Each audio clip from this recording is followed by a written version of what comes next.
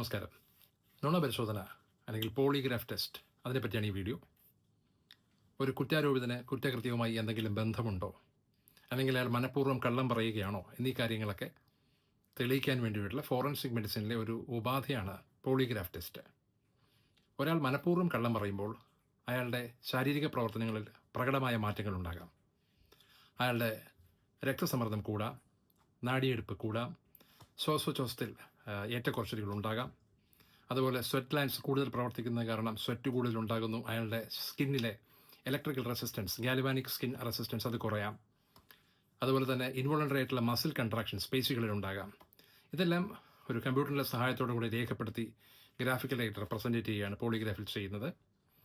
ഈ ടെസ്റ്റ് ചെയ്യുമ്പോൾ പരിശോധകനും കേസ് അന്വേഷിക്കുന്ന ഉദ്യോഗസ്ഥനും ചേർന്ന് ഈ കുറ്റാരോപിതനും കുറ്റകൃത്യവുമായി ബന്ധപ്പെട്ട കുറേ ചോദ്യങ്ങൾ ഉണ്ടാക്കുന്നു. അതിൽ പ്രസക്തവും അപ്രസക്തവുമായ ചോദ്യങ്ങളുണ്ടാകാം. ഈ ചോദ്യങ്ങൾക്ക് യെസ് ഓർ നോ ഉത്തരങ്ങളാണ് പറയേണ്ടത്. 100% കുറ്റമറ്റതായ ഒരു പ്രക്രിയയാണ് പോളിഗ്രാഫ് ടെസ്റ്റ് എന്ന് അല്ല, അങ്ങനെ ഒരു ടെസ്റ്റ് അല്ല ഇത്. ഇതിലും തെറ്റുകൾ സംഭവിക്കാം.